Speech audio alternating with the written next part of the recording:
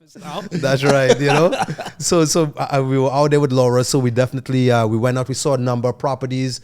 We placed an offer on a property, but the timing was critical. And this is also another key point here. Is like you honestly can't time the market.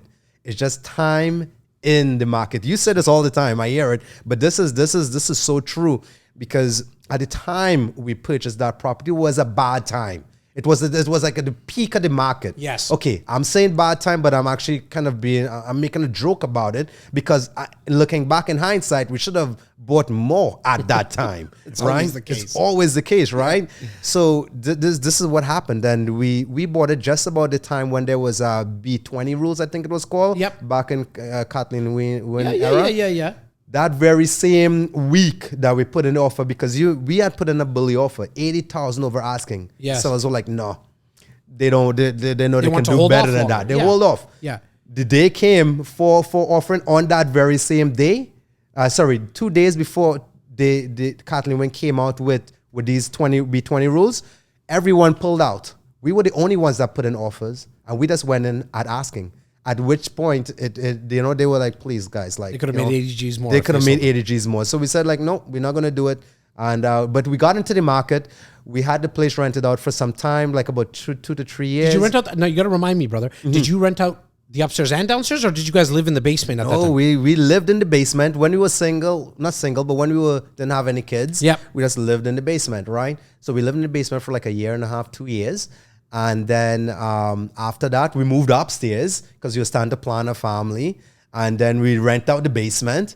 And then after we got after about 3 years, then we decided, here's what, we're actually going to just get rid of the tenant. We need to use the whole home because we need it for our family. And at that point, we already had built out a business, which is actually really interesting. And, I want to touch on the business. For sure. Like when you speak about the house hacking that the kids call it now, that's a cool thing to do. Yeah. But see, the reason I think it's so important that you mentioned that you lived in the basement and rented out the upstairs, because that's what we speak about a lot, right? Like if you actually, which is fine, but it's a lot more beneficial to do it the way that you did because you were able to rent out the upstairs more than you would have if you lived upstairs and rented out the basement. And this way, and just correct me if I'm wrong, man, like it wasn't that much of a financial burden on you.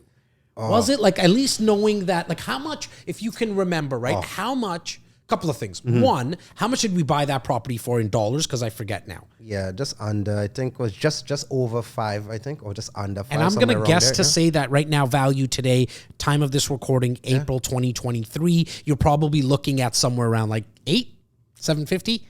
Hey, listen, I'm not going to call it, but I think that's what it is. Like it's right around there. It's right around there, yeah. Okay, and now the renting of the upstairs, living in the basement, how much did the rent from the upstairs cover your expenses? So you had your mortgage payment, you had property tax, and you also have insurance. Yeah. Okay, and then obviously some utilities as well. Yeah. How much of it, like from a percentage perspective, Ronald, like was it 50%, 80%, 100%? Percentage standpoint, it was covering about 90%. 90% of it. Yeah. We were, especially my wife, who she lives very frugal. Yeah.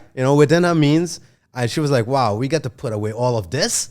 Right, it was a dream, right, and of course that's what allowed us to keep on growing our nest egg on top. So we were getting that mortgage paid down. Yep. We were getting that passive appreciation. We were getting there was no forced appreciation, which is kind of sometimes it's kind of that elephant in the room, like But the reality is we were getting all the other areas we were benefiting from, allowing us to grow our with the nest value egg. being paid down and the mortgage being paid down, right? Correct, value going up, I apologize, and the mortgage going Mortgage down. paying down, So you're building up that equity. Yeah, and we're not coming out of pocket. We're also saving. Yes. Right? Because you still had your 9 to 5. For a time, yes. Okay, perfect. So now you then decide to move upstairs. When did now you start to think, okay, I'm going to go to some of these events. You're going to more events. You're meeting up people. You got to remind me, like with me in a setting in the office, you were like kind of similar to the way you are now, like big smile on your face, kind of outgoing. But I can't remember like seeing you at an event or anything. I can't think back that far. Were you and Jeannie like as outgoing as you are, like on a personal level. And I asked this for a specific reason, which I'll tell you. Like when you went to these events, were you guys, loud, or you guys more introverts? Like what was your guys' kind of setting going into some of these events? Yeah, I would say we're in between. I mean, me personally, I do what I gotta do. So if I go to an event, I always go with a goal. Okay. So if I go with a goal to meet Jas, I'm meeting Jas before the day is out. At least shaking his hand, letting him know who I am. So you got to go with an intention. But when we went to these events, we weren't loud and obnoxious. We were just friendly people looking for information. And what did you find that people were like? How were they there? Yeah. I think a lot of people were very reserved. Yeah. I think a lot of people, when they come into these events, they sort of want to take the back seat. I will say I'm never a backseat guy. Yeah. I'm sitting in the table up front just in case there's any free giveaways. I want to be the first to the stage, right? I love it. When somebody does like, hey, there's $100 I'm holding up. Like, who wants to get it? I'm getting that. I get it. I'm sitting up front. Yeah, and the reason I ask you, Ronald, is because what I tell people, like the best way to get started is to like go to meetups. Absolutely. Right? Because I think they're first and foremost in any major city, Yeah. and even some of the smaller cities. So it doesn't matter where you're listening to this, right? And if you are in a smaller town, you might need to take a 2-hour drive to get to some of these major cities.